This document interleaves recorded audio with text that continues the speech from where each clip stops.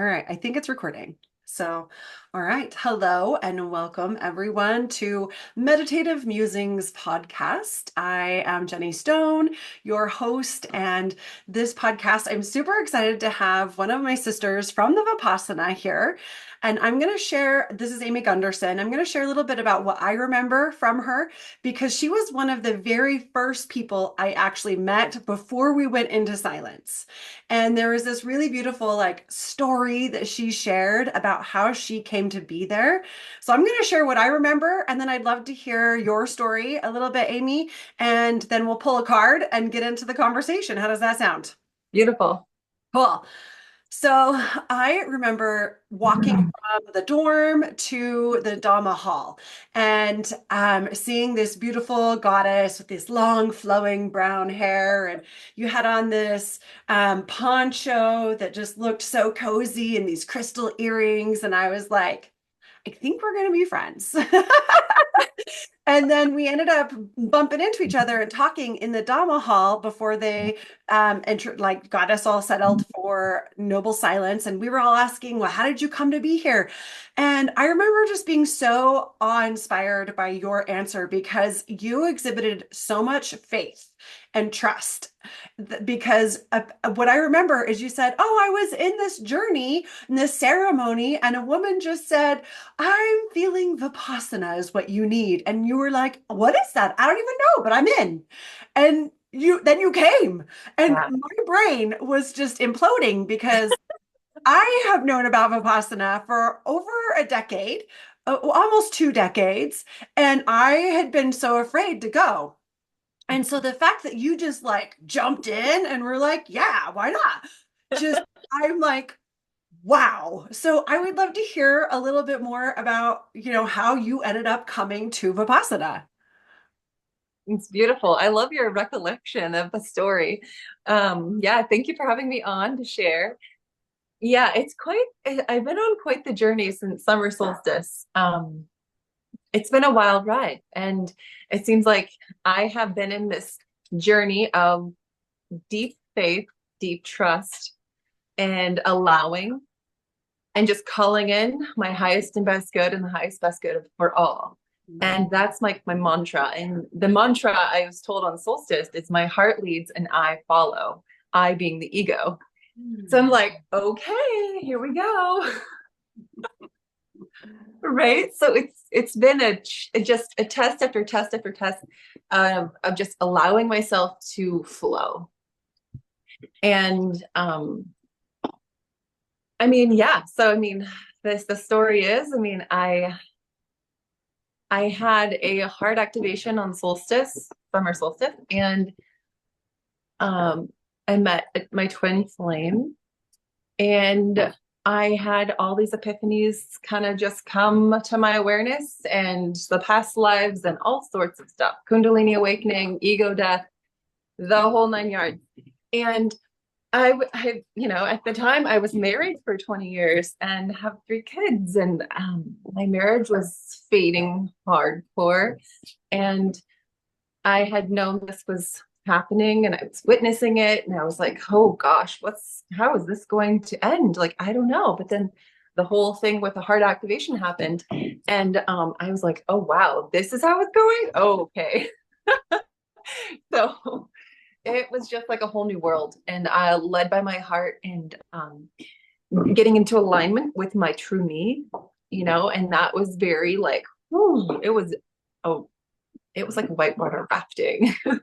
And yeah, so I have been meeting. I met new friends that in May, and then one of these ladies I had been gathering with every month. There's like 4 of us, and we meet on the full moon, and we just do these kind of fun little gatherings of where we hold space for witnessing and visioning what is coming in for someone's ask or their wishes, whatever they're wanting to happen in their life. And so, yes, this lady, she saw me going to Vipassana and seeing that being a rebirth, and like had this long, long, long vision of amazing things. And I just heard do it. And I'm like, okay. I'm like, I don't even know what this is, but okay, I got to do this. And she's like, it will be transformational. And I'm like, wow, well, of course I'm going to do this. So yeah, I did. I signed up.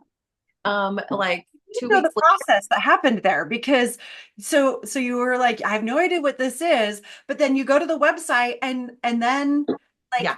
you read and you're like, yeah, okay, cool. Mhm. Like, Yeah. I mean, I actually have a friend who had a friend that went in May. And, okay. and so it was relatively, I'm like, oh, wow, what a coincidence. Huh. Ooh, Okay. So then I talked to this friend and she tells me kind of the gist. She doesn't tell me details. She just tells me like the overview.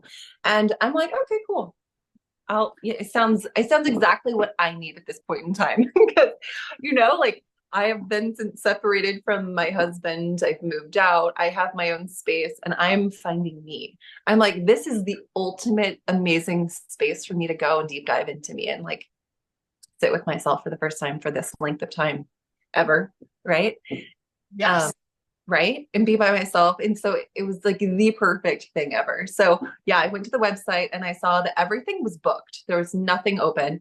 So I just picked one of these weeks that I thought, oh well, you know what, Thanksgiving break would be a great time, and I'll just check that one, I'll get on the wait list.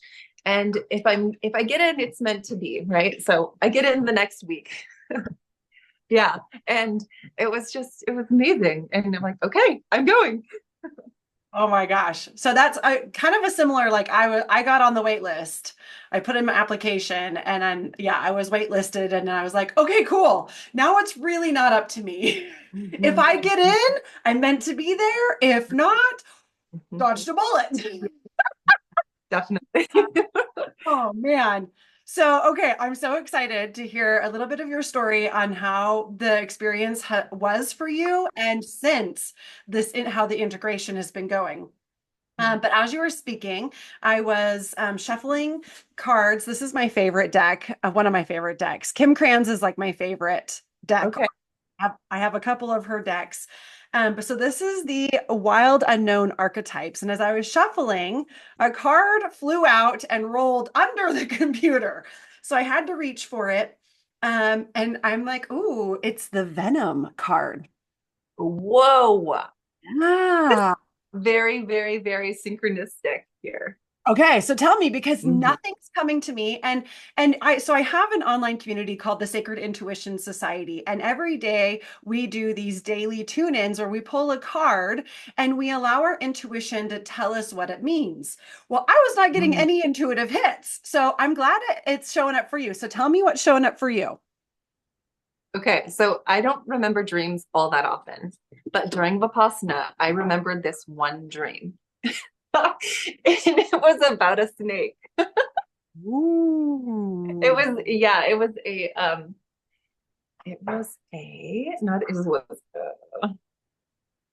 it's like the baby.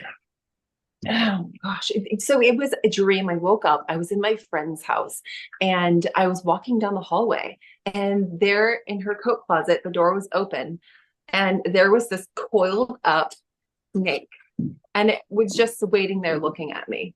And I'm like, interesting. And I knew intuitively that I needed to just tell this snake it doesn't belong there. So like, I walked by it and I opened up the front door and I'm like, okay, you're gonna have to leave now.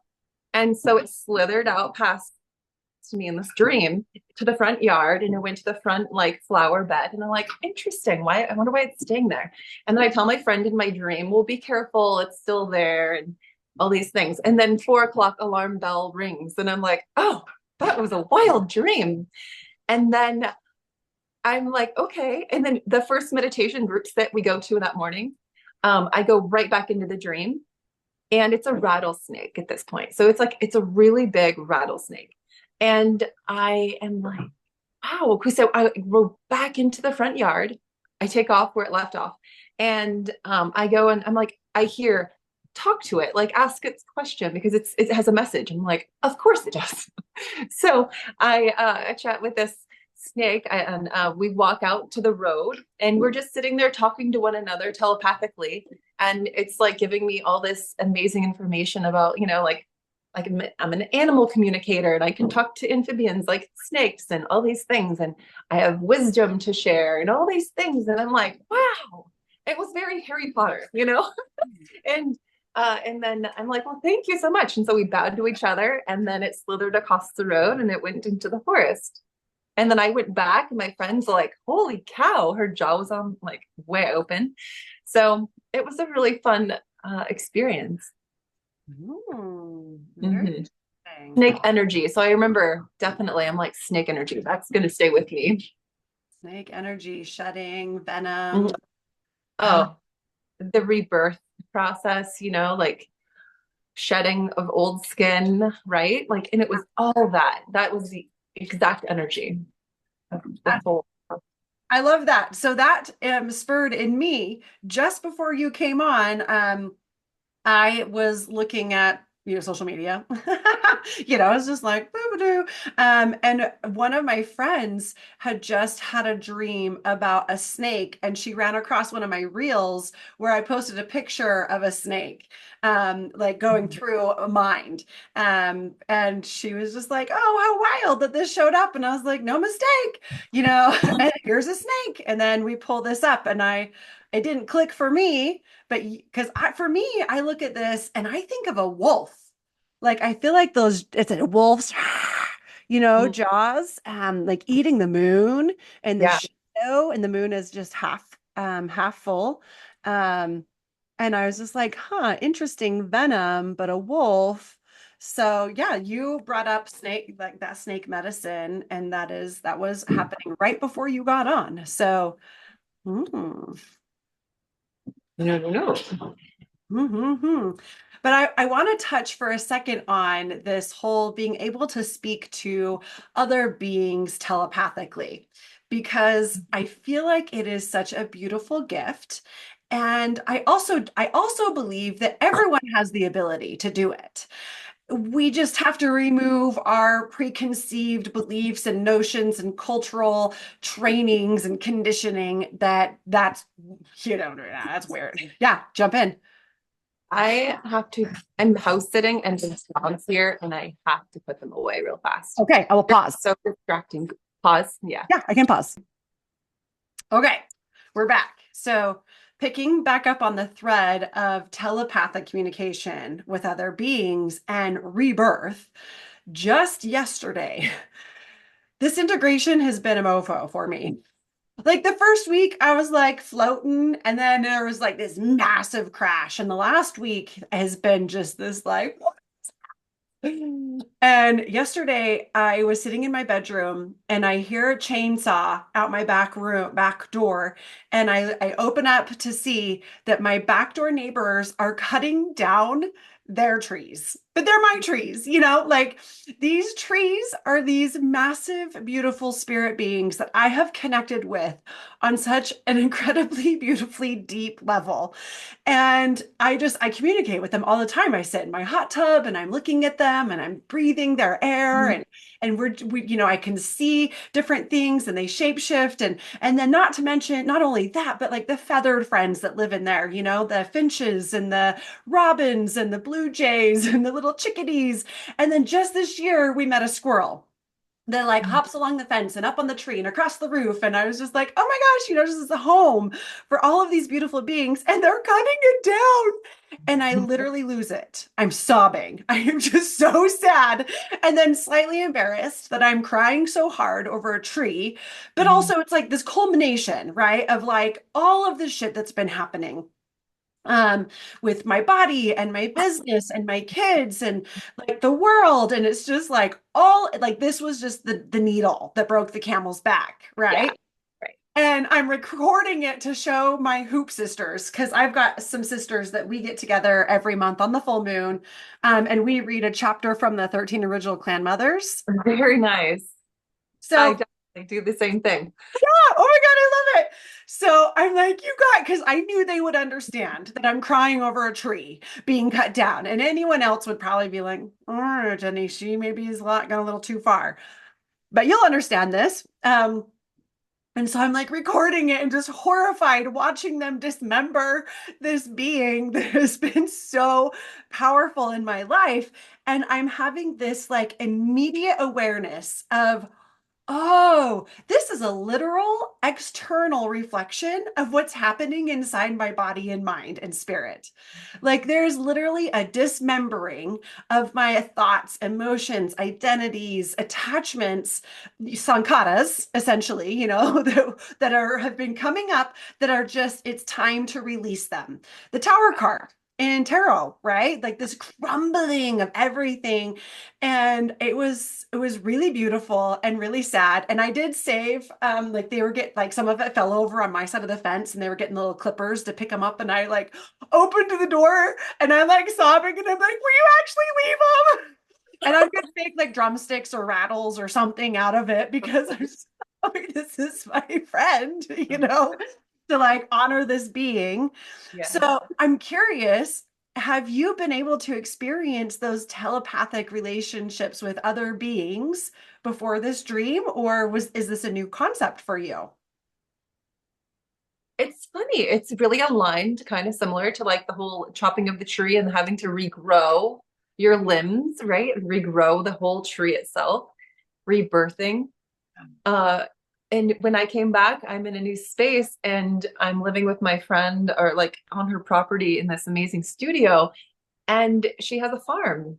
And it's literally, I come back from Vipassana and I'm literally on the farm by myself in this amazing studio. It's like log cabin studio.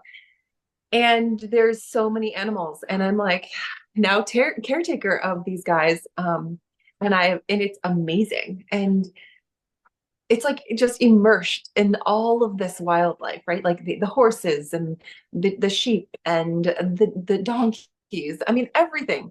And yeah, they really take to me really well. And the other lady that lives on the property is like, these animals are amazingly well behaved because of you.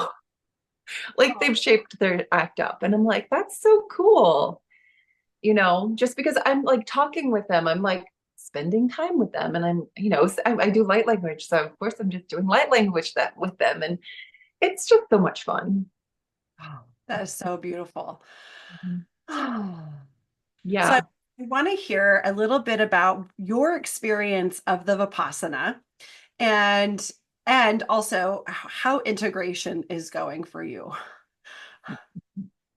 Okay. Vipassana itself was, look, I mean, I did say it really wasn't as hard as I thought it would be. Even though I found it hard at times, I found it really, really, really therapeutic.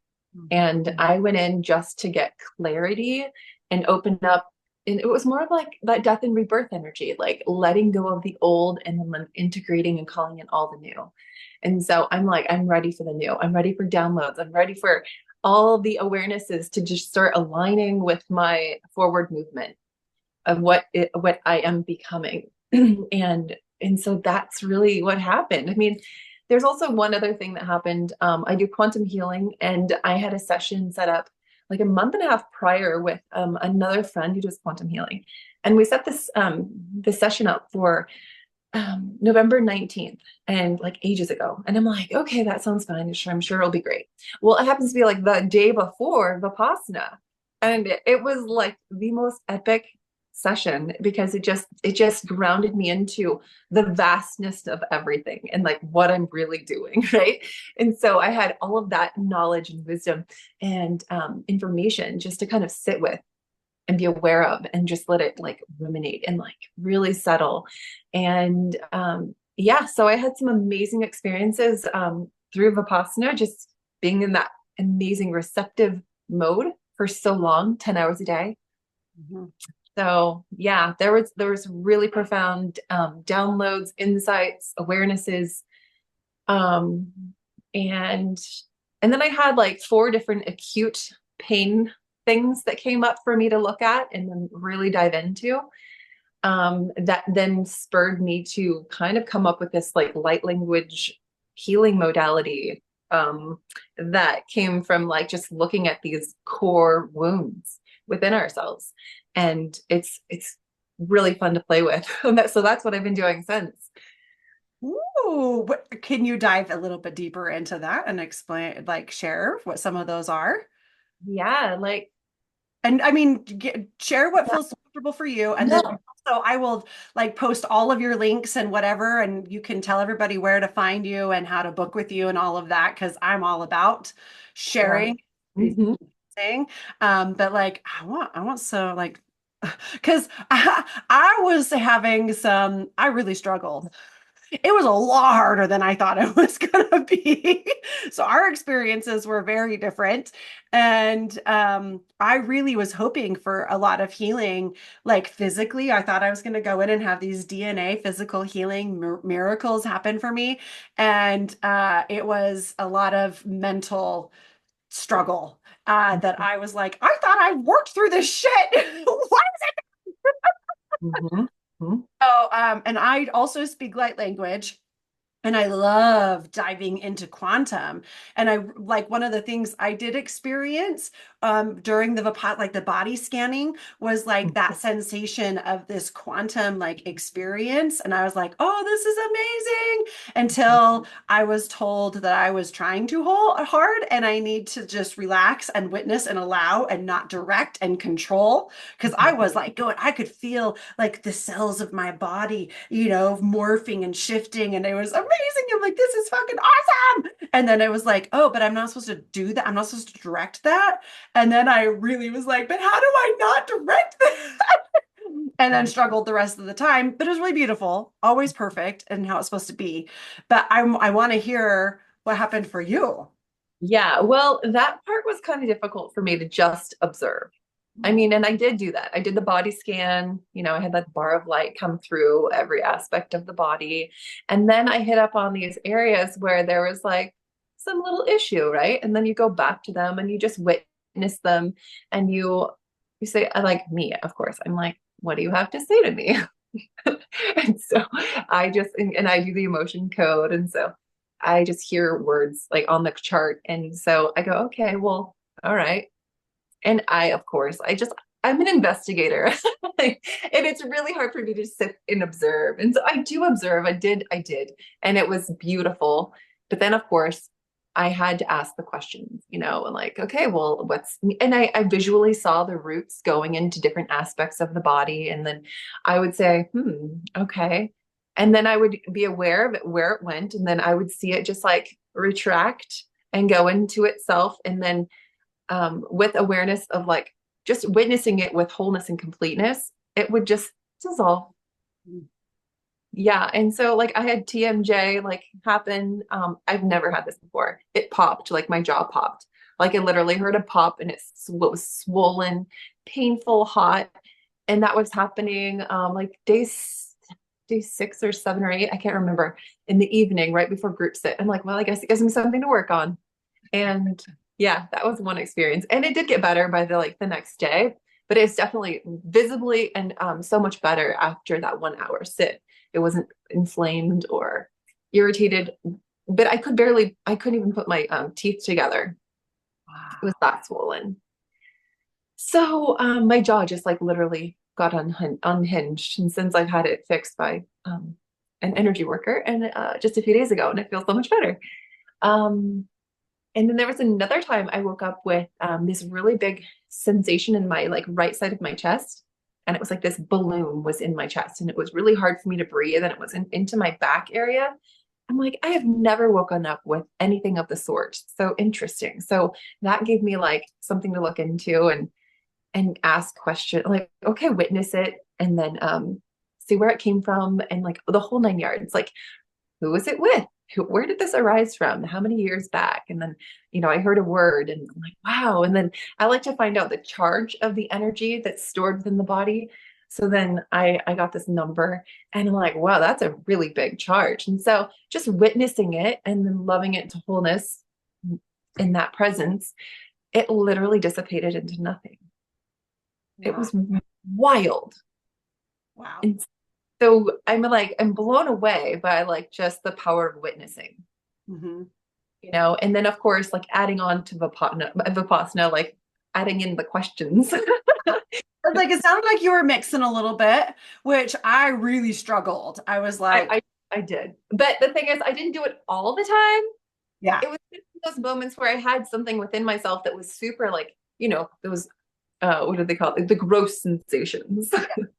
Yeah. Whether they be gross, very, very gross, or very subtle sensations. Little Yeah. Goenka, his cute little uh, accent comes through. So Mhm.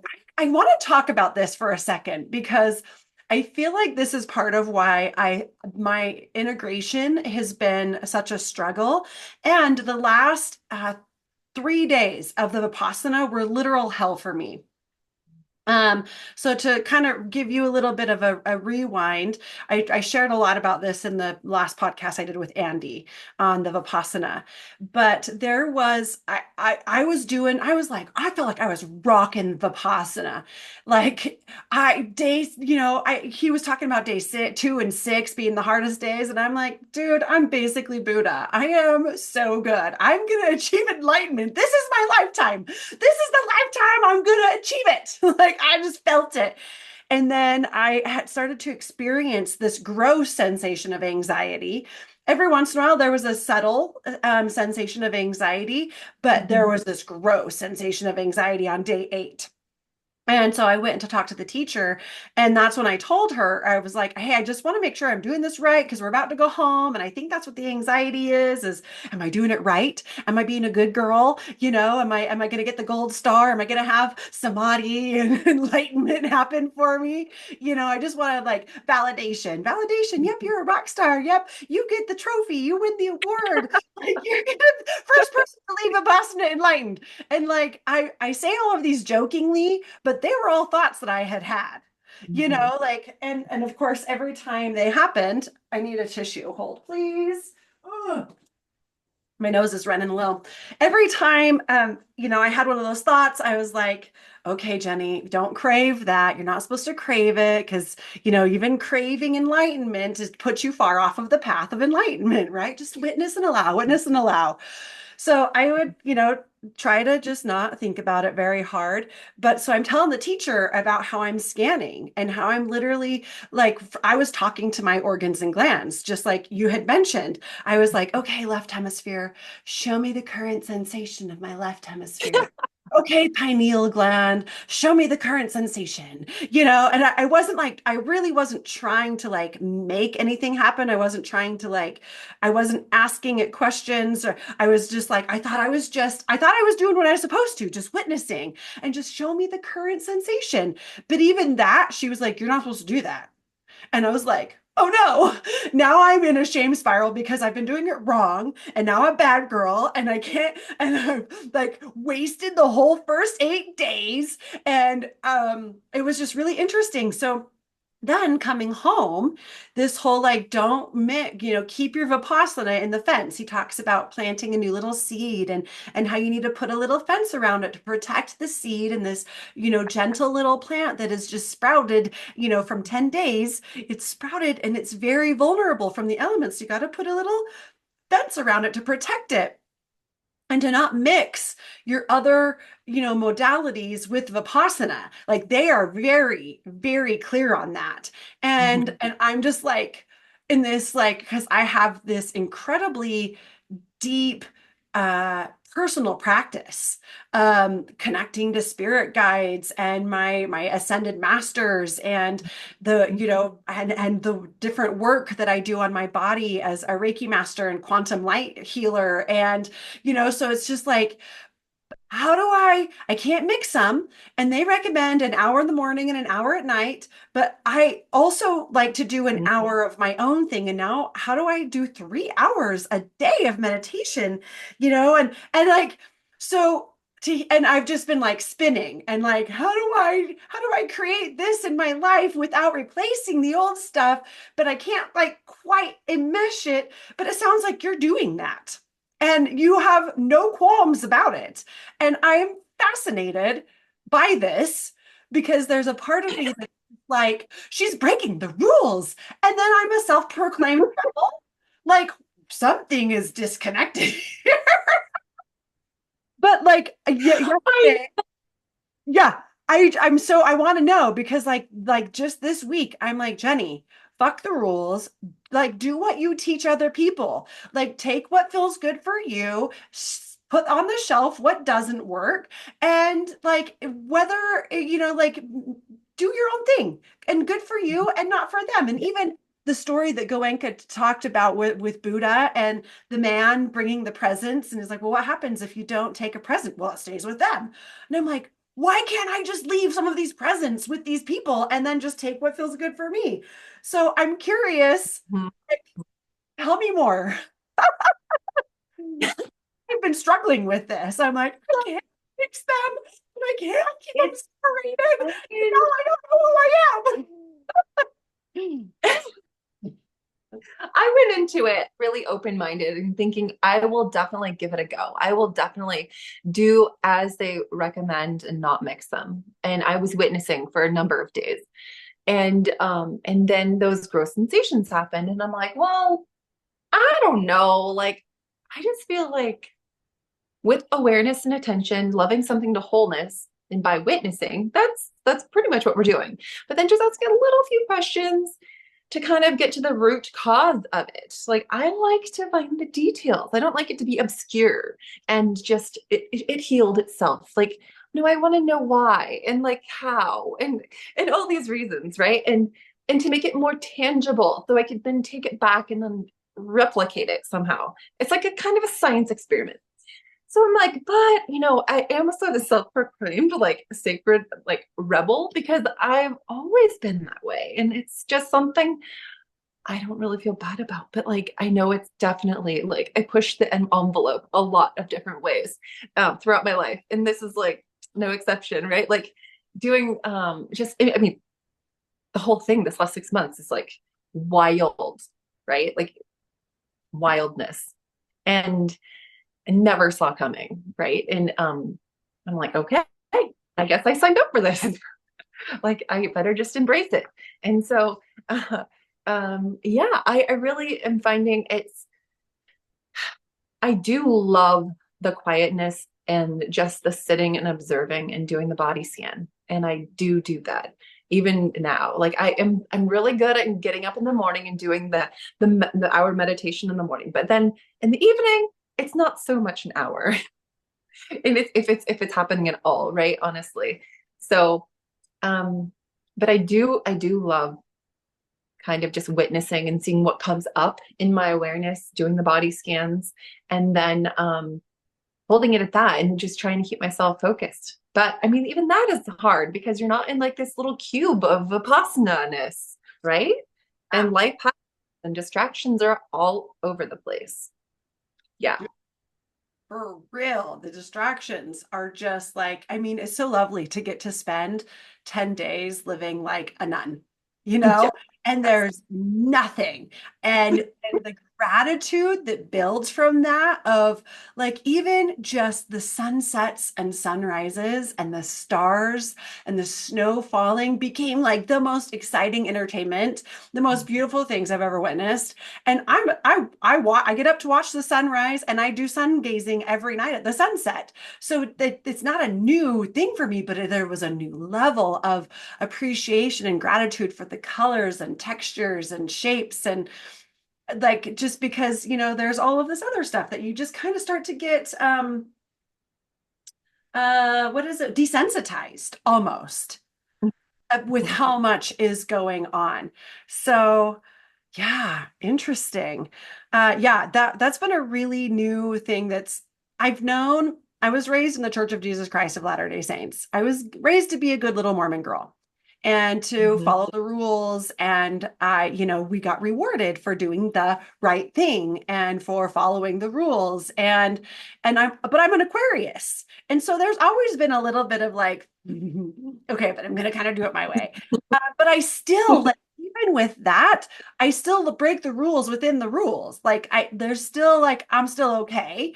So this has been like this wild like okay, can I just blatantly break this rule? And like one of the things that I really when Jerry came because my husband was at this Vipassana with us, but he was also at one back in March. Mhm. And he told me back in March that they told him they were very clear with him to not mix Reiki and the Vipassana. And my brain just couldn't wrap around that. I was like, why? Like, here's like both of them are these beautiful healing, and not even Vipassana, I wouldn't even say is healing, it's allowing. Mhm, mhm, Reiki is a little more healing, like the intention is to actually move the energy, where Vipassana is to witness and allow the energy to how it moves on its own. So I understand, but like, why can't they both play together? My brain just couldn't wrap around it. So I kind of went in to this Vipassana going, all right, I'm a heretic. When you say investigator, are you talking human design I'm just in general in life. and life? And especially in energy work, right? Yeah. Do you know what your human design profile is? Generator. So the numbers, one, Mm, three, no, I four. forgot. Okay, cool. That's fine. If you remember, like we can, because I'm curious if you're a one. One is investigator. Mm, So yeah, that would be really fun to find out. My cosmic human design, which is the 5D version of human mhm, design, I am a 1/4, investigator, opportunist. But my 3D is 3/5, martyr, heretic. So I'm going to die on the cross mm. for whatever, and then I'm going to tell everybody how to do it differently.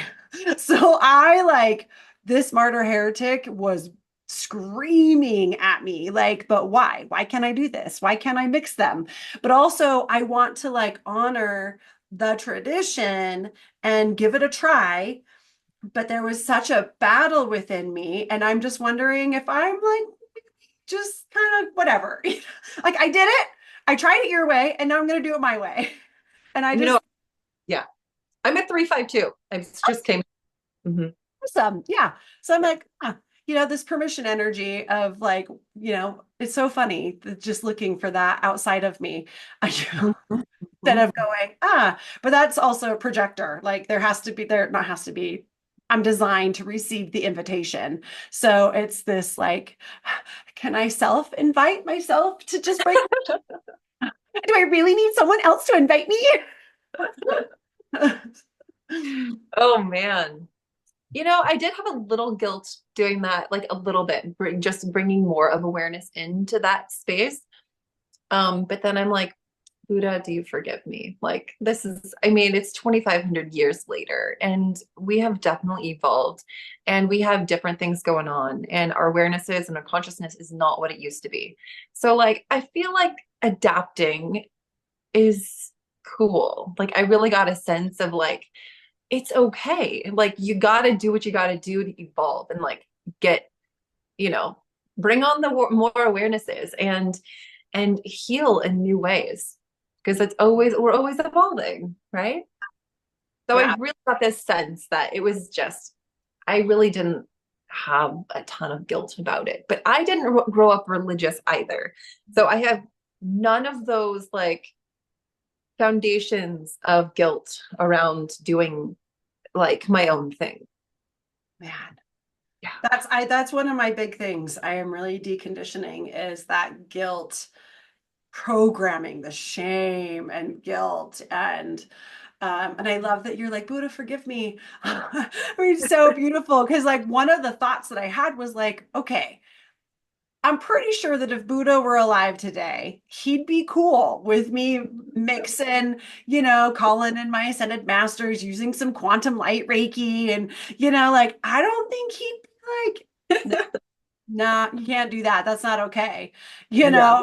know? So I've come to that realization logically, but there's still this war happening within me that is like it's been wrecking me.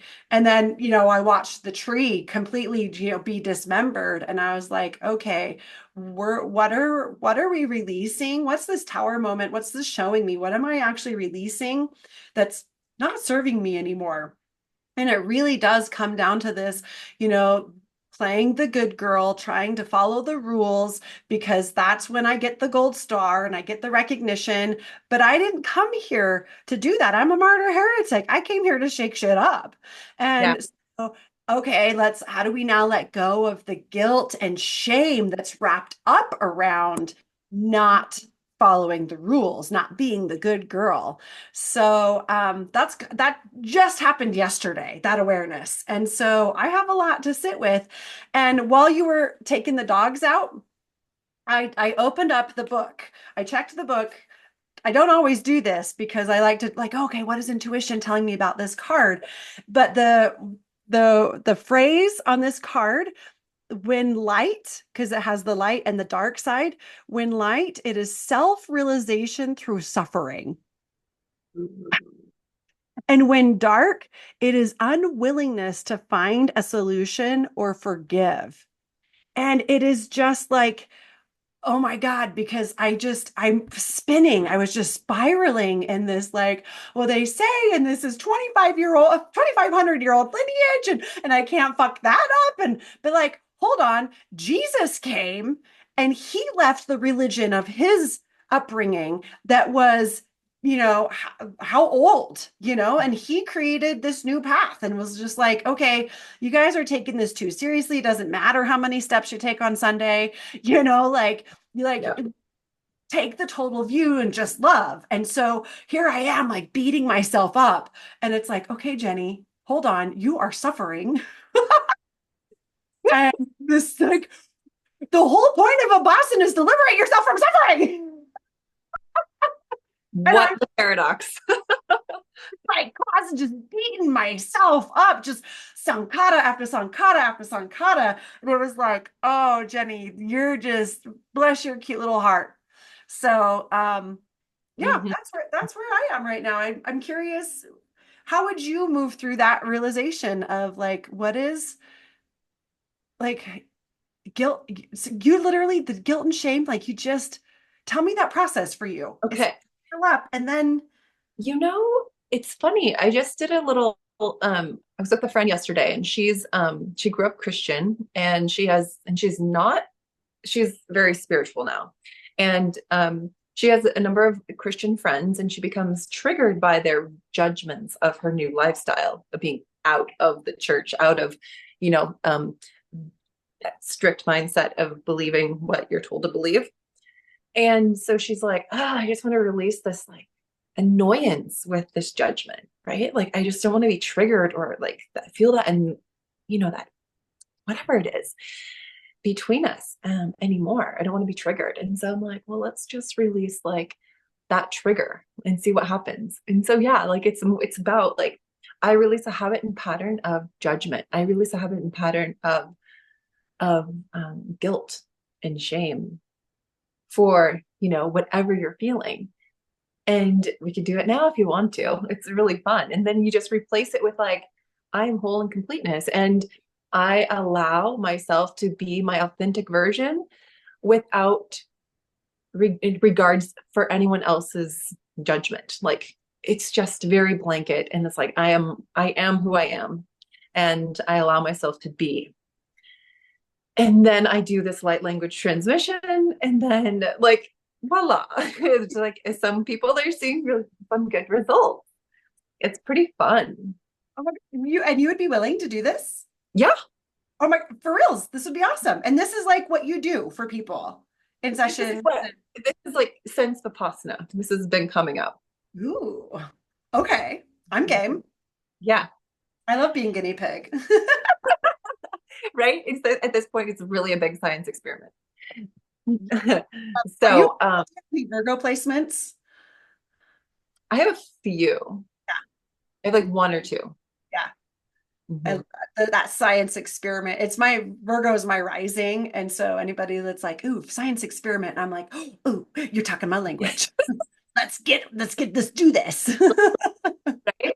And I'm documenting everything because I really want to see like these trends or seeing results. And so, yeah, that's what I've been doing is just like doing these statements and these clearings and finding the charge of what it is, and then doing the light language transmission about like 30 seconds to a minute, and then checking it, and it's all clear, Oh and you my, can feel it move through your field. okay, I'm ready. Do it. Okay. Okay, so this one's going to be releasing. I release we proxy for whoever's listening. Um, we release the habit and pattern and core wound of receiving judgment from others by not doing the correct thing, right? That's a big blanket statement. Mhm. And that's pretty encompassing. And now we just replace that with I allow myself to be myself without fear of judgment Mhm. in my wholeness and completeness as the love I am.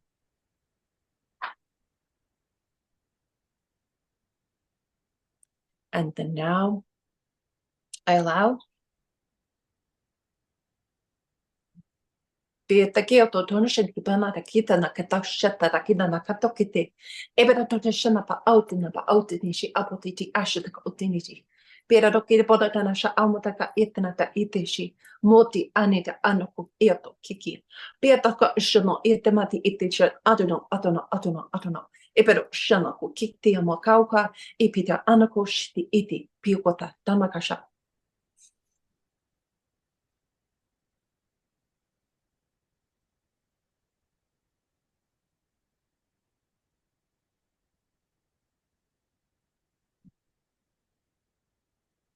One thing I didn't do is find the charge, but I can still find that out. Yeah. The charge of the judgment of others is not as big as the judgment. Like, I am my worst critic. I hold myself to way higher standards than I hold anybody else to. And so it's the self-judgment and the yeah, criticism, blame, shame game that I'm like, because there's no way I would hold anybody else in the same light. And I know other people aren't judging me for that. And if they Okay. are, I'm kind of like, whatever. It's the self-judgment, the self-criticism that puts me in that blame and shame spiral. Well, But let's even clear that. saying that, the charge isn't as bad as it was before that whole session. So Well, let's do that now because it's super fast. So we're really going to release the habit and pattern and core wound of self-judgment and keeping ourselves in this, on this pedestal of to do the right thing always and relieving, releasing self-judgment in all ways. And then we allow for the authentic version of self to show up in all ways and accepted in love as love.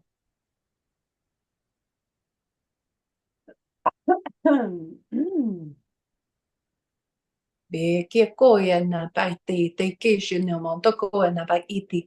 Pe kia koe te nuhi a toke shina apo koe kia ko kene pi e toke tana ishi. Pe tona pi anu to ketu shona apo toke te kautu kwa shina po toke tena shi. Ta toto shona o toke te mai ia toke shi apo te. Ma tino shia ta kona poko, pini tia ko ke she ieto. Ma tana ka koko ama au tu nieta shiti. Mo ki kai o te timata shi te kai o kotini Pānata kā ko kōka haere na ki tashata. Mia toki tāni tishi o moko kāo.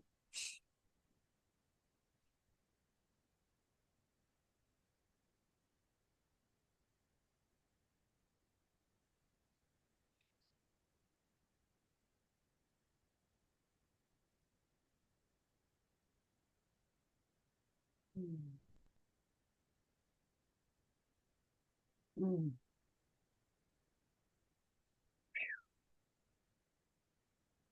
mm.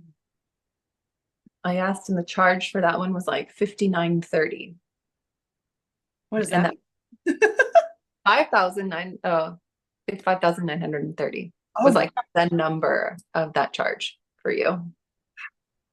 God. And What that is was the scale? Does it go to a certain amount or is it really, just really, really, really like deep core wounds. Like feeling the separation as like not being God. That's a really big one. That's like a really big, super big core wound. And that one's like, what is that? Like for 15,000. So it's, they kind of vary. I haven't gotten one above that one. okay? Yeah. Very cool. Yeah, Fascinating. I Uh, know. yeah, with that one, there was some throat chakra release. I was coughing and I felt this tickle, and then I yawned a couple of times, which for me, yawning is very much a nervous system reset of, okay, we're safe now and we're resetting with this new vibration of alignment. So, and Mm-hmm. Mm-hmm. there's a couple more coming. So, yeah. Ooh, some tingles. Thank you. I love that. So beautiful. Yeah. Okay. Are you cool if I ask questions? Because Yes. this is why I started this podcast, because I want to understand and just not even understand. Understand is probably the wrong word, but that's my Virgo coming in because I would love to like take all of these and scientifically prove them, but science has come a long way, but it still has a long way to come. There's still a lot that, is just completely unknown. And the quantum just fascinates me because, we've been taught that we live in a 3D world. We live in a world of matter. Well, science has recently proven that matter is 0.00000000001% of our reality, and that space is 9.999999999% of our reality is actual space, Mm-hmm. nothingness. Like, I mean, talk about like what in the world? Just mind blowing. And so I have a couple of questions about quantum, but before we step into that, I would love to know, if just curious, if you know where your light language, what the heritage of your light language is. Um, I am Andromedan. So I had this really Okay. strong feeling that it was Andromedan. And I sent it off to my friend who does light language. And she said, and she didn't know about this insight of me knowing and thinking this at all. So it was like one of the first ones I sent off to her. She's the first thing she thought of was she heard Andromedan. So I'm like, cool. But then, of course, there's a lot of different dialects that come in. When I open myself up to do like longer sessions of allowing, and my body moves and they're just like they come in and do all sorts of crazy fun things. But it's definitely different. I mean, you can tell that different beings step in because of like the enunciation, everything about the dialect is so different. Yeah, there's Yeah. so many different kinds, and mine show up differently every time as well. I just kind of say like, I don't know, the hollow bone, right? Like I just open up this channel and whatever shows up is what shows up. And then but the scientific skeptic in me is just like, girl, you're just jibber jabbering. Like, so it's so interesting, but I feel it and I can sense it. And just like what you just did, it was like, oh yeah, there was that release and my throat was clearing. And so it's hard to deny, but we were raised to be like wackadoo, voodoo. And it's Well, I mean, so speaking in tongues happen. say it again. Speaking in tongues happen. Sorry to interrupt. Absolutely. No, thank you. No, It's the same. yeah, totally the same, and so it is just this really beautiful. Tell me a little bit about Andromeda and how you feel connected to that. Well, I mean, it's just one of those things where as I have been on the spiritual path for the last, dozen years, I've just been open and aware to like a lot of different things. And as I just became more curious of my like star heritage, I just started asking questions. And I mean, you ask and you shall receive, right? So I mean, it just kind of landed in my lap. Like that's kind of how I awakened too. I'm like, there has to be more to this reality. And I need, like, it was a declaration to the universe, like, show me there's more to this reality because does not make sense at all. Right. And then, like, in meditation, I would just get word dropped into my brain and I would look them up and my mind would be blown. So that was like the beginning of my like awakening. And it was a rough one because, no one was doing that quite then that I Yeah. knew. So I And have not done any research on Andromeda.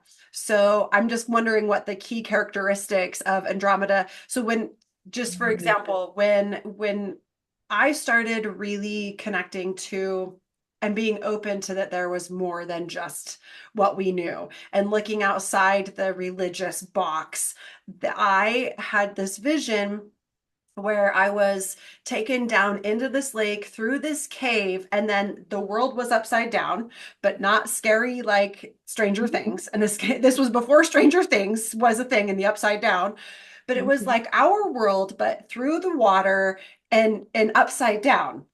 And the colors were very pale. In fact, very, very reminiscent of this card deck, Light, or Work Your Light by Rebecca Campbell.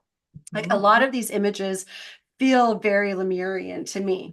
And I discovered I was in Lemuria, and there was this really beautiful procession of someone guided me out of the cave, and there was a procession, and both the path was lined with all of these beings. And only some of them were human. And there were some that were just massive. And I couldn't tell you what they were, who they were. Mhm. But I was guided down to the center of this city, and it was this beautiful crystal tower made out of Lemurian crystals. And I didn't know any of this at the time. And after the vision, I went and looked up some of these things, and I was like, "That's Lemuria. What in the world?" But I walk in, and they're introducing me to the a queen isn't quite right. The royalty, the Like being. high I council. console something, yeah. And this chair turns around and I am staring at myself. And she's taller, she's a lot taller, a lot longer torso, and she like fierce warrior-esque. And this was actually the very first meditation I'd ever had where I didn't have long hair. Um, you met me with long hair. That's the longest my hair's been since junior high. That's grown out since COVID. I normally shave the sides and have a faux hawk. So every time I meditated, I'd see this beautiful long blonde hair. And I was just like, am I like Samson and I'm cutting off my power and I need to grow my hair out? You know? But this was like the very first meditation where she had the fierce faux hawk and I was just like, oh my God, this is amazing and discovered that I come from a Lemurian heritage. And I feel like my late language typically comes from that lineage. So I haven't done a lot of studies. I mean, Atlantean is all over the place. Everybody's talking about the Atlanteans. And so I know a lot about them, but I don't know much about Andromedans. So I'm Yeah, I love your story. I love that. This sounds beautiful. was so amazing. Mhm. I've had a similar kind of experience going into Telos, which is under Mount Shasta. Okay. I Um, want to hear about this. yeah, If you want to share. yeah. It was actually I was with a friend and we were doing this meditation and we went right. And I'm like, oh my gosh, we're on Mount Shasta. And then I go in and um, yeah, I'm greeted by a few people and I go down and I'm in these giant corridors and like these pillars. I mean, it's just opened up and it's huge. It's just epically beautiful and very vast, but crystals, and like, and just tall, like just beings that are just perfect looking, right? Everywhere. And yeah, it was, I witnessed, yeah, my friend was she was like the queen. Like it was really interesting. Like I'm like, you are the queen. Wow. Like I saw the same energy. And I came back out of this meditation and what I saw and I shared with her and she's like, get out of here. I've had that same meditation where that has been me and I've witnessed myself on the throne, like you mentioned. I'm like, get out of here. So it was really cool.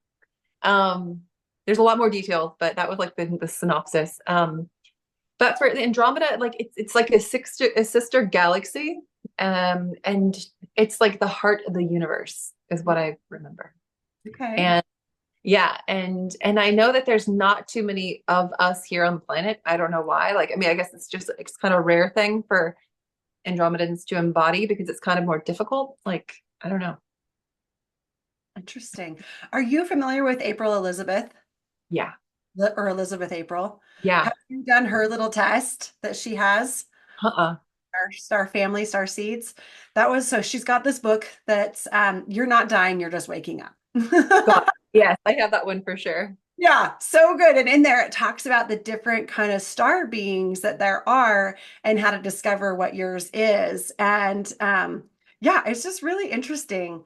And it's my husband really opened me up to this whole alien concept because in the Church of Jesus Christ of Latter-day Saints, you don't, that's, we don't really talk about aliens, which is a little weird because we also believe, they also believe, I mean, I believe this concept.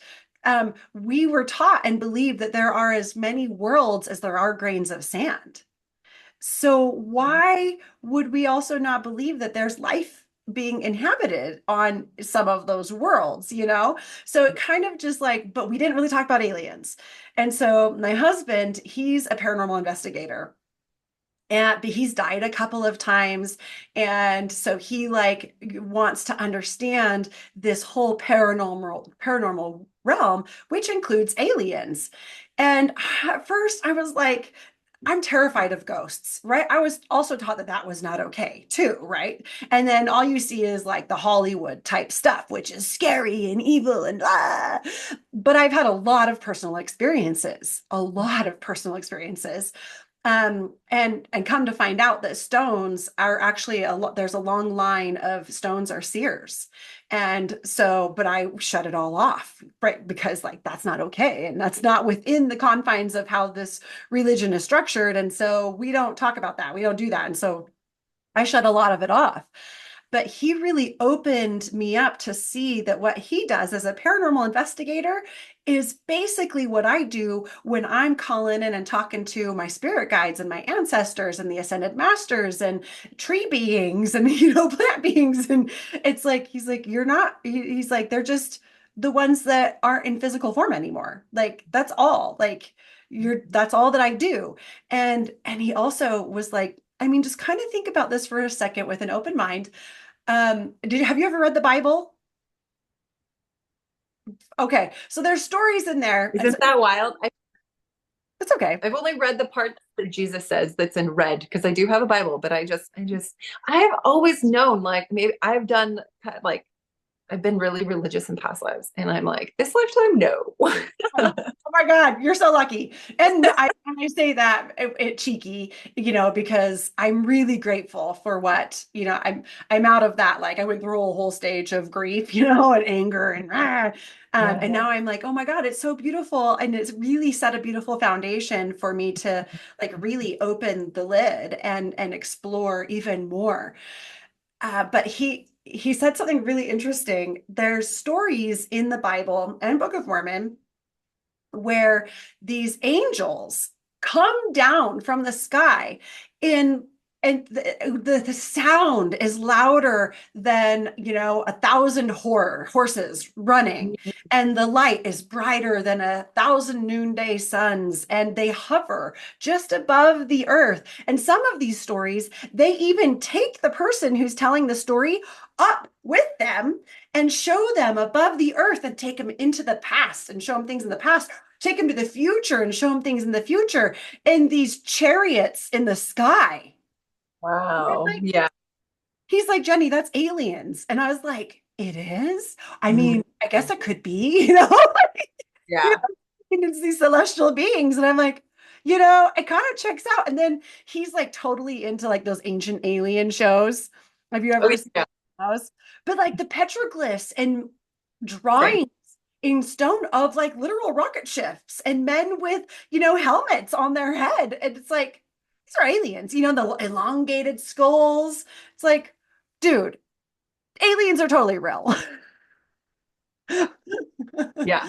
There's so much evidence of that. But you know what? The church, especially the Catholic Church, has confiscated every single thing that they could find on the planet and put it down under the Vatican. So there's evidence out there. They just have it confiscated. And yeah, there's some really good people who can explain and share all this information. And few of them are Billy Carson and then Matt LaCroix, right? So they're like epic rock stars at like regurgitating their knowledge in simplistic ways that you can understand. And you're like, okay, well, I love that. Thank you for packaging that up for me.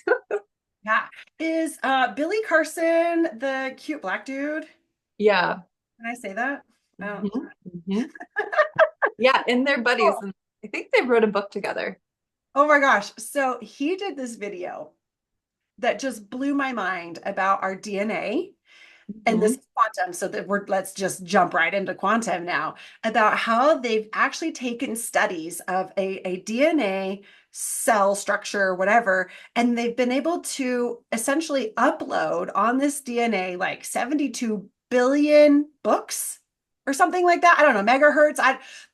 I'll have to find the thing. Don't quote me on the exact number, but Right. it was able to, the DNA, like the one little teeny thing of DNA was able to upload all of it. And then they were also able to take it from the DNA and download it from the DNA back into the system. So it worked both ways.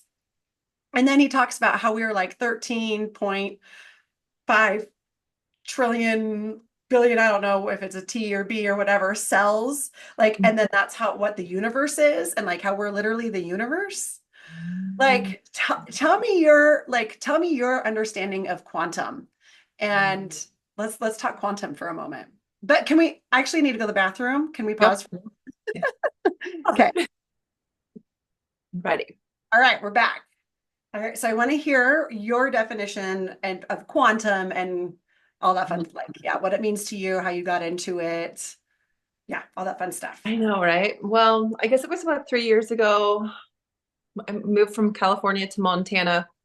I had done Reiki until COVID happened and then everything shut down, right? So I was doing like lots of sessions and it was fun. But then that paused and then moved to Montana and I just felt like something else was calling, like more something. I'm like, something else, please. I'm just calling in this mentor, calling in more information, calling in, I was just trying to find myself more. Um, and then I came across actually a friend started doing this quantum healing, and I'm like, that sounds fascinating. Very cool. And I had a few sessions, and I'm like, that's definitely not Reiki, and that's cool. And it felt different. Um, and so then I went and learned this modality. It's a Cosma quantum healing with Andrea Garris. And I was in her container for almost 3 years, 2.5 years. And it was amazing. It was just the best space for me to just like just take off the layers and get down to like the core essence of embracing myself as this cosmic being of light, right? Like, and in human form with all of the densities that we have that we need to just unpack and unpeel and the fun things, right? The healing journey.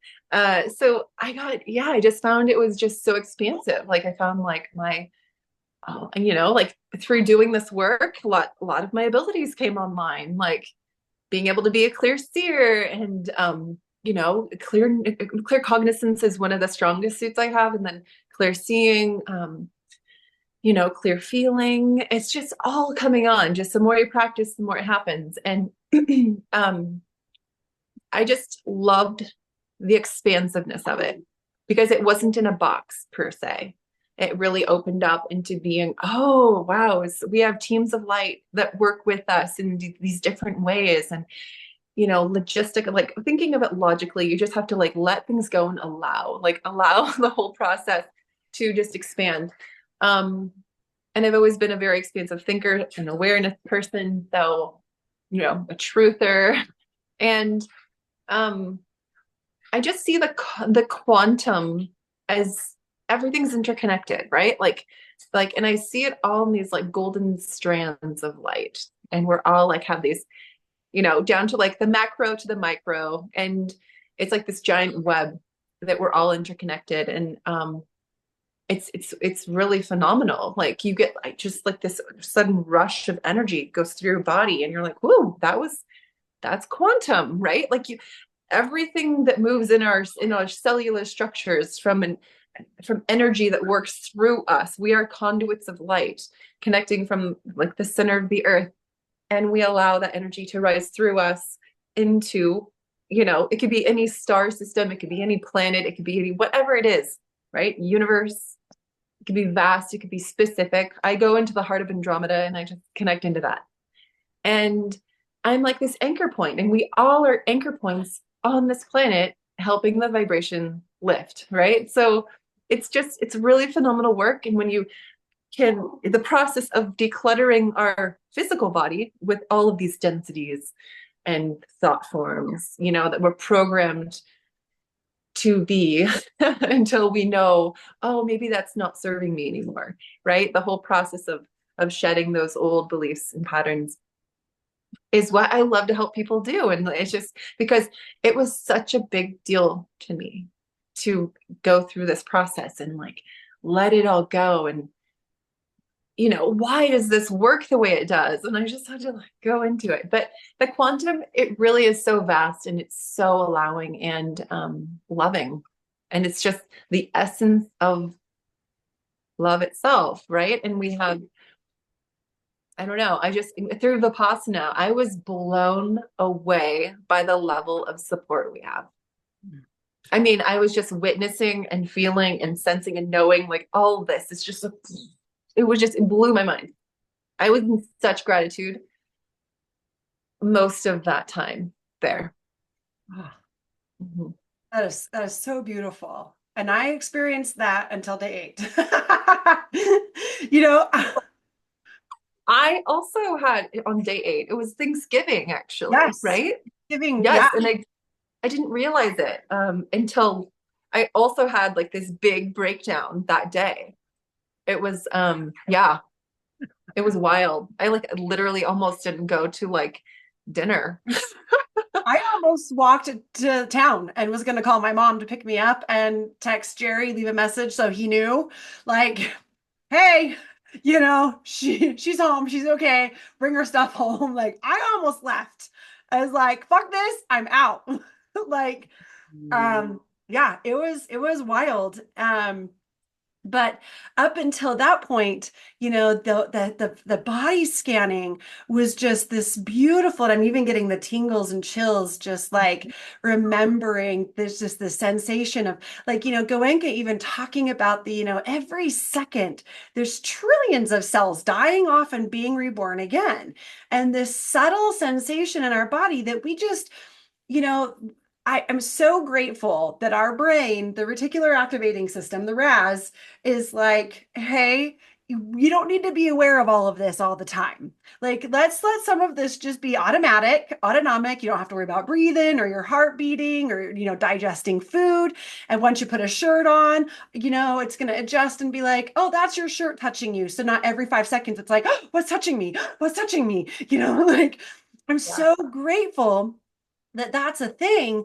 And also, like, it really, we've become so desensitized to our actual bodies. In fact, we've been conditioned to not even listen to our bodies, that we've been rewarded by thinking with our brain. I mean, the Right. whole school system is set up to reward you for thinking with your brain and not your heart. Right, exactly. Yeah. So to be able to like just spend the whole day, every meditation, just like witnessing and feeling the subtle sensations in my body and the miracle of the cells regenerating and rebuilding. And like, I was in tears, just this, like this, you know, until I realized I was dictating it. Like, not well, okay, so this is what happened. And I'm curious your thoughts. So on day 8, I was having that anxiety, right? So I go to talk to the teacher at lunchtime and I'm telling her what I'm doing. And she's like, wait, like you're literally trying to fill your gallbladder and your ovaries? And I was like, yeah. I mean, he said don't leave any part untouched, unaware, and like I can't, she's like, and you really feel them? And I'm like, well, I still have some blind spots. Like I can't feel my duodenum and my right ovary will not show itself to me. And she's like, wait, you're like seeing it? And I was like, yeah, and feeling it. And I can hear this. I can hear the vibration. I'm very attuned. I've been working. I spend my nights like every meditation as I go to bed is this body scan. So I'm like, oh, I've been preparing for this. But I'm guiding it. And I asked my guides at nighttime to come in and do some psychic surgery and realign, but I wasn't doing that. I was just like, I thought I was doing it right by saying, show me the current sensation. And me, I wasn't going to change it. I was just going to witness it. But she was like, so how much of that is your imagination? And I was like, oh, so actually, I really want to dive into this, but I don't think we have time. Her and we have like a couple of minutes with, Yes, right. because I really do believe that our imagination is so powerful. In Mhm. fact, I believe it is our imagination. Everything that we see in the physical world actually starts first as our imagination. And then when we believe it's real and it matters to us, is when it actually becomes matter. So I'd love to hear your thoughts on that. True. I agree. Yeah. You create, yeah, you think, therefore, like it is like fake. Like I think we're just projecting out what our subconscious, unconscious, conscious beliefs are and wants and desires, right? Ah, So like we're driven to want to see what like is what's harnessing our like that like creative drive of like living, and like, oh, I want to create and like whatever you can dream up. And that's why the imagination has been like squashed within the cool school system, like, like do not think outside for yourself, only do as we say. Like, you know, it's yeah. it's pretty ridiculous, but it's what we have to go through to just become these empowered beings. Well, right now that's the way it's set up. I feel like we're coming into a shift. Um, Mhm. there's I've who was it, Alan Watts? Um, no, something hate. Anyway, there's some philosopher, current philosopher in our lifetime, that believes that there are four major shifts in our evolution. The first one was the invention of language. The second one was the invention of writing. The third one was the invention of the printing press, being Mhm. able to take that writing and now distribute it massively worldwide. And the fourth one is the one that we are currently in right now, and it's the invention of the internet Mhm. that connects us to everyone, everywhere, all of the information at our fingertips with the click of a button. Yeah, And as and you said you've got kids? I Yeah. do. So our kids were born right when it happened, right? Like around 2010 is Mhm. like big time, like when social media started to happen. And it was like we could start to see in the first front-facing camera, and then uh filters, being able to change the way we look. What? Like wild. And we're like, we are the last generation, you and I are the last generation that's going to know what it's like to live without the internet. Like, oh my God. And so we're created, there's this thing that has this entity, because it is an entity that kind of is morphing and moving on its own. I mean, AI is a Yeah. huge hot topic debate right now, especially in like the spiritual world that I'm in. And there's like a massive divide on it. Like, oh, this is the worst thing that's ever happened. And I'm afraid. And then other people are like, and I'm kind of more in this camp. I used to be over here, but I've moved over here where it's like, hey, we have a moral obligation to put this beautiful thing into and program this AI with these beautiful beliefs and tools and techniques. And because right now, the majority of what's being trained, like programmed in there, are these massive companies that are just trying to take and take and take. And so I feel like as spiritual light workers, healers, philosophers, artists, we have a moral obligation to actually work with this new technology and start to program it with these beautiful things so that it can evolve and grow into this beautiful thing and not this scary control, fear mongering, scarcity. Yuck. So, Agreed. um, I started telling that story. AI.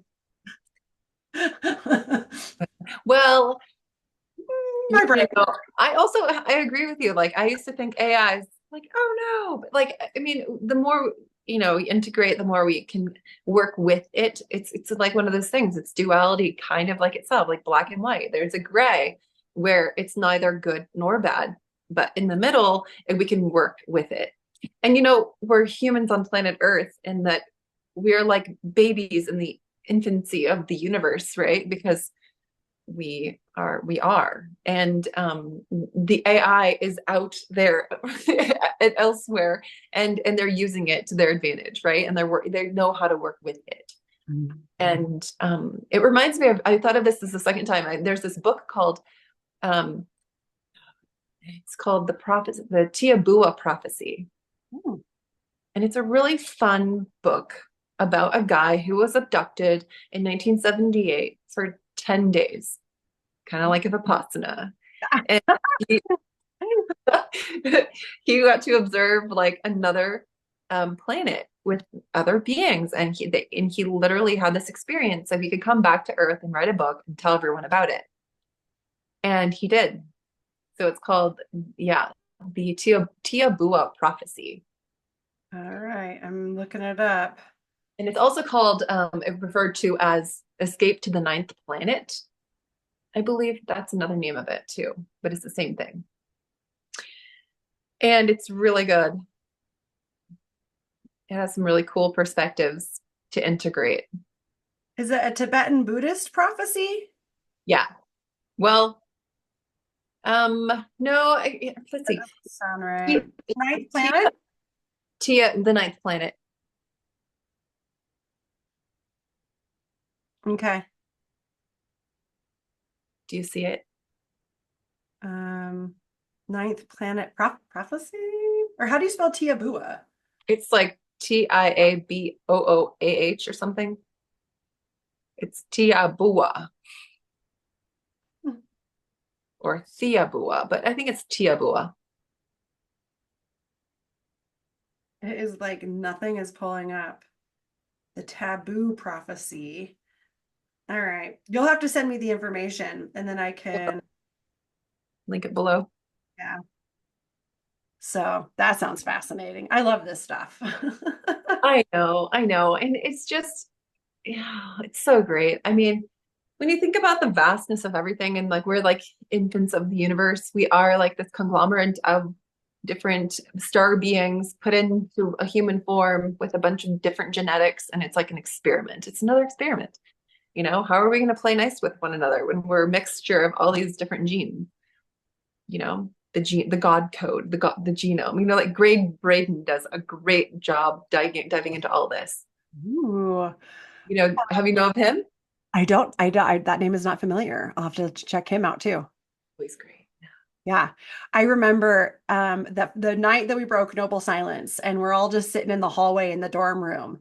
I don't know if you were there, but I was talking about this exact same thing about how we're like literally the United Nations for all of the alien systems, like the alien species. And there Mhm. was a girl, a young girl, one of the youngest ones there. She literally laughed like, oh, and then she realized I was serious. And I was like, oh shoot. And it was like, okay, so here's and there was another girl that was young, about her age too, that she was like all in it with me, and we were just back and forth, and we had a pretty captive audience. Were you there at that point? I came after that spiel. I was in the bathroom and I could hear it, and I'm like, I need to go. So I came out. So it was really fun to like get to like share that and be all Yeah. excited, and this other girl who's like, yeah, and adding, and then everybody was just like, really, really, in this captive audience, and I hadn't been able to talk for 8 days, 9 days, and I'm just like, and then there's always this part of me that there's like there's an asterisk. I feel like there's always an asterisk, because as much as I love to talk about these concepts, I haven't been able to like physically, scientifically, in the way that society now views what's real, I haven't been able to prove it.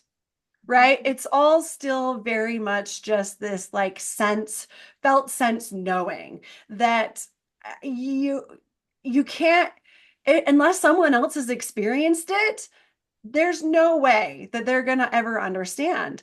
And so there's all like, and I just did a past life regression and I caught myself the other night saying, well, my first life on earth, and it was like, whoa, hold on. Do I really know that that's true? Can I really prove that that is true? Do I really believe that, And there's this part of me that's like, okay, there was this part that felt real. And then it's like, was it just a part, like, an archetype that's in my mind and my conscious that has constructed this very elaborate story to like explain why it feels the way it feels? How do I know it's just not a part of my own little psyche? Is it really a past life? Did I really see, was I really, this royalty in Lumeria, like how do I really know? And at the end of the day, eh, all it really boils down to is like all I know is that I don't. I really don't.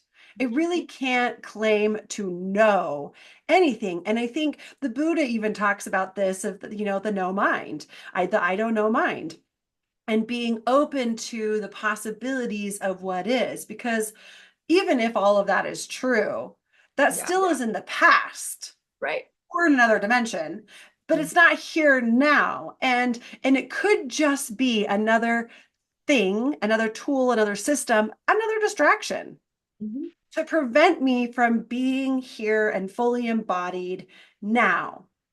And I really love talking about it. I know, right? It is another paradox. Like, but yes, being present in the moment and honoring that presence. I mean, and that's well, Vipassana is so great because you can get into that presence, every day. But then of course in the other parts of the day you can totally go off and like wonder about the past and the future. And but then of course they're all concurring at the same time, right? We have parallel lifetimes. They're not past or future. They're all happening at the same time because time's not linear, right? So think Yeah. about that one. No, no, it's so bizarre because in that lifetime, so according to this last quantum healing hypnosis session that I had, I was this woman in Italy during World War II, Mhm. and my husband was my current husband. And I do feel like we are soulmates, and or twin flames. Whatever that is. And uh, I had a son and daughter, and my daughter was my mom in this lifetime, but she was born just shortly after World War II. Like when that happened, like in my quantum session, she was getting married when she would have been being born. And so my brain totally short circuited. And I was like, like, wait. And I recorded a podcast with the woman who took me through this session. And I shared quite a bit about this, but I couldn't get back in because it totally pulled me out of the hypnosis. Because I was like, my logical brain couldn't make sense that, like, wait. And she's like, well, let it go. It could be a parallel, multidimensional, time isn't linear. All these things that, like, theoretically, I understand, but you know, like how do I see here's Mr. Marty. Hi, buddy. Hi. He'll make an appearance every once in a while. So yeah, it's really interesting. But like we've been doing this thing of like, hey, let's watch Christmas movies together and whose turn is it to pick? And last night we watched The Family Man with Nicolas Cage. I love that movie. And it's a totally different, it's a parallel life. Mhm. Like wild. Yeah, different timeline. Yeah. Mhm. So, I mean, but it's happening at the same time, exact same time. So yeah, just the multiverse, you know. Oh, no, I know. It's quite a concept to wrap your brain around, you know? Uh, yeah. Yeah, And yeah. something I think that it's really fun to play with. And I've seen so many, like in so many different cultures and belief systems, because Because when I was leaving the church, I went and studied a whole bunch of different religions because I wanted to find the truth. Because I was like, this is not complete. This doesn't, there's some of these things that aren't making sense. And when I Mhm. would read a different, religious text, I was pissed because it was the same. They just had different characters, or they had the same characters by a different name, like same stories. And I was just like, what is happening right now? And then I realized the cosmic joke that it's like, oh, it's all the same. Like, there's not like there's like the universal truths, and they're just taught in all these different ways because, there's all of these different people that need a different path. But I even like how you talked about, the middle path, which Buddha, you know, shares in Vipassana is, he was this prince and he was given every earthly pleasure, and then he swung the pendulum completely over here to complete asceticism and renunciating all earthly pleasures. And then Vipassana was the middle path that he found. Mhm. And I just think it's so beautiful. It's like, okay, be here now, Jenny. Be here now. Be Mhm. here now. Yes, yes. It's like radical presence, radical um allowing of what is Yeah. in each moment. And that has been like, I swear it's been like a master course I've been playing in the last 6 months. Just literally like not living in the future, not living in the past, living in the present, and just, loving the moment I'm in. And then of course manifesting what we want, right? Like that's just how it plays out.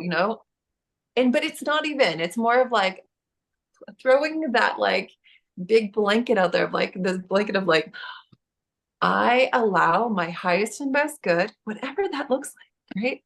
And the highest best good for all.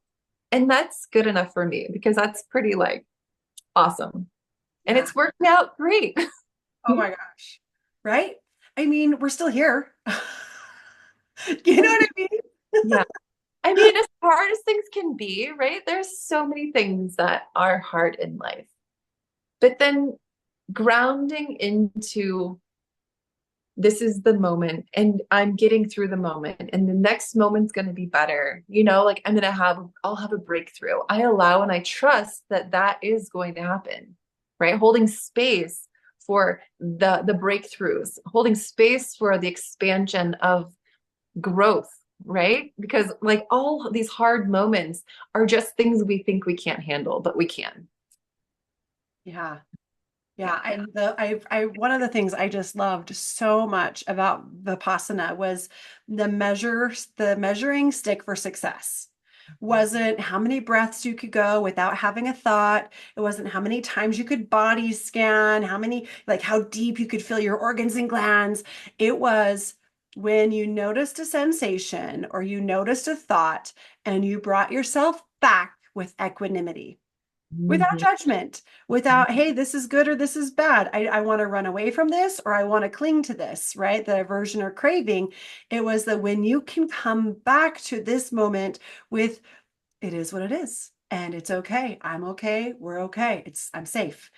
Yeah. And it's just this beautiful, like ultimate nervous system reset. Like total nervous system reset. And I just think that's so beautiful because, man, I could just be really really mean to myself and just like, what is wrong with you? Why don't you know how to breathe? You can breathe while you're sleeping and you're not telling yourself how to do it. Like these were the thoughts that I had. Like, why Wow. I'm trying to control my breathing. Don't control the breathing. How do I breathe if I don't tell myself to breathe? Like, Yeah. The monkey mind, man, right? Turn ah, it off. Like, right? Like there's, I know, a switch. yeah. Uh-huh. And I really loved too, like the concept that I really thought samadhi, and the way I was taught actually in all of my yoga workshop, healing, everything, samadhi was the end all be all. Samadhi was enlightenment. But according to Vipassana training and in this path, this tradition, samadhi is concentration. It's literally learning how to not learning. It's literally, let's see if I can find the right words here. And help me out maybe, but it's this, I hate to use the word control, but mind control, right? Not allowing the monkey mind to take over and being able to witness there's a thought, because scientists still don't know where thoughts come from. They can measure when we have a thought, if it's positive or negative. They can measure the emotional charge that happens in our body, but they still have no idea where the fuck they come from.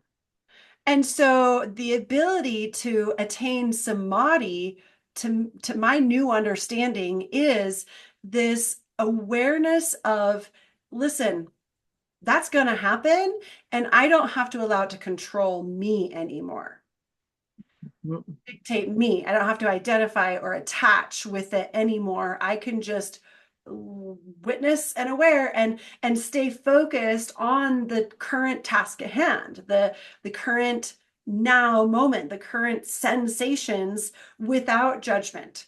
Just, wow, this is really uncomfortable and I'm okay.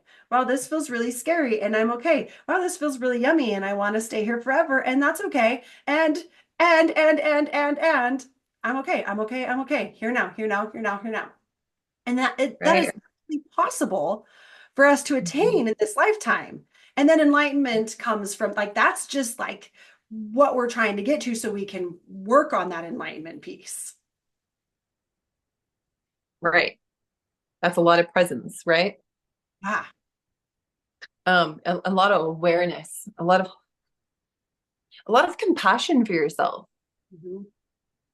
because we are our worst critic. And I actually absolutely ate up all of the Vipassana teachings. I loved every single aspect of it all because it was like the perfect blend and offering to anyone to just be.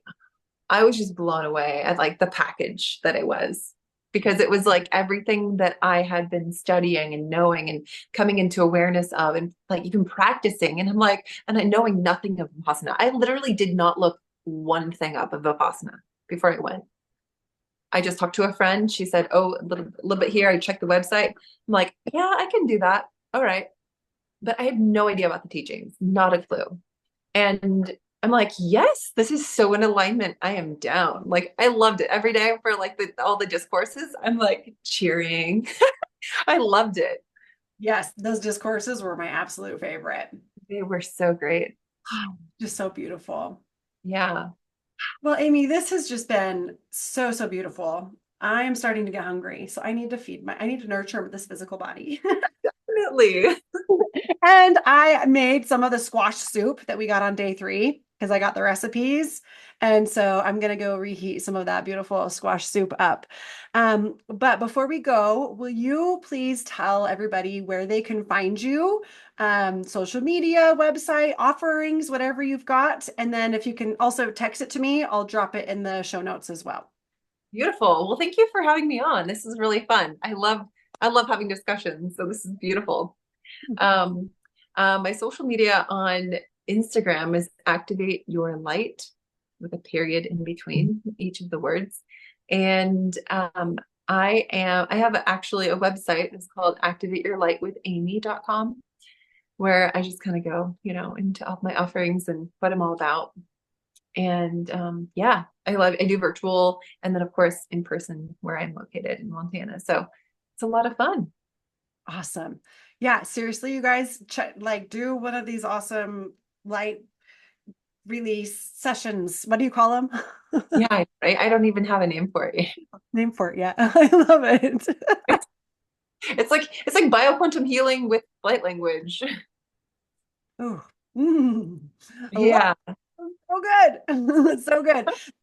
This painting right here with the heart sunburst has a whole bunch of quantum light Reiki symbols all over it. So that one's a really, I love, love, love that.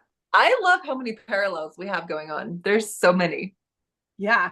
This one, like one day I'll tell this full story. But I self-attuned to quantum light Reiki. It just, yeah, I think I would like to have my mom on the podcast because it happened with her when she was in the hospital. Um, working through cancer last year. And it was a really powerful moment for both of us. And I think I've expressed a little bit to her about it, but I would love to have her on and be able to share the full story and hear her experience because she is still very much in the world of the Church of Jesus Christ of Latter-day Saints. And we have been able to really bridge our relationship and the apparent disconnect of, well, I'm the apostate and I've left. But I'm still very much, I believe, a lot of the principles and teachings, I'm not held in the box that they are with the checklists. So Yeah. I think that'll be a really fun one. But yeah, I self-attuned to quantum light Reiki last year, and that was really, really cool. And that painting was one of the images that came to me. And so, so fun. Beautiful, beautiful. Yeah. You Well, guys, thank you. hook up with Amy because that was amazing. I literally felt the shift in my body, and I feel like there's going to be some integration of that's happening, and but it's a really soft, gentle. I'm gonna done again. So yeah, integrating is really that's quantum Yeah. is so powerful, and light language. What I love about light language, real fast, and then we'll go. I could talk about this for days is that we have no logical concept of the words that are being said. Right, There's right, no judgment. right. And things that are even like inherently pretty neutral, like watermelon, Mhm, I've had a pretty bad experience with watermelon. And mhm. so saying watermelon might be like, ooh, wait, I'm hesitant here. I love watermelon. I worked through it, but like just you have to eat Yeah. small amounts, not the whole thing, because that hurts. Yes, there's always association, right? Association, Right. thought, and judgments. And so with light language, there's a vibration and a sensation, and there's no preconceived meaning of what that is. And so it kind of breaks down that barrier of what I think I know and what's happening. And instead of just going, oh yeah, there it is. And it just like comes straight at you. It was just beautiful, Yeah. Amy. Thank you so much for sharing your gift with me today. You're welcome. And I love sharing it. It's so much fun. But it really is sound healing. It's vibrational sound healing. It's just like having a singing bowl, to like clear everything. But it's different. It's just different frequencies, notes, notes of frequencies that are coming in at the certain combo. Yeah. And it just goes right past the conscious mind and it absorbs into your whole field, into your energy field, your bubble, your aura, and just whoosh, it washes. Like it's pretty hard to explain, but it really is just like realigning a lot of things. Mhm. And it's a lot of it is beyond our conceptual mind, what we can actually put our finger on because it's so vast. But there are some really fun healings happening with this. Yeah. That's really fun. So I can't wait to keep playing with it. Yeah. Would you feel comfortable offering a blessing or a prayer or offering of light language for anybody that's listening to this to just like close this Yeah. all up in a beautiful package? Oh, completely. Yeah. Let's allow and be bless everyone that listened to this far. Thank you so much to our insights.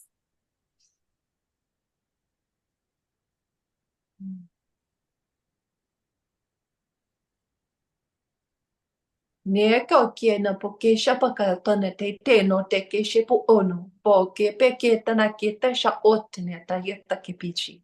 Te kukayo nan ino te kai pito shitimi ta pa kwa ke te. To shitimi te mo te kai ke I to shito kauka nanda yetana kokat.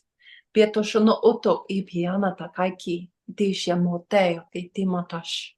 E poka shana puhedana ki te tono ki ta shato kete. Maiote piata paunuti te shote. Maukuni piata mo ke tena poshit e tinio shiatu kokoa mata. Te ko shanu ta pa koe kia ta pa kit no shit. Piata na koe kia ko mama na ki to tenish. Pia ko shina pa tana kit.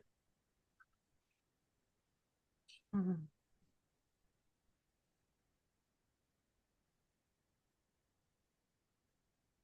Mm. Yes, thank you. I accept, I receive. May all beings be happy and free. Little Yes, yes. loving kindness meditation sprinkled in at the end. I love you so much, Amy. Thank Bless you you. and have a beautiful rest of your day. You as well. Thank you. Thank you. Mwah.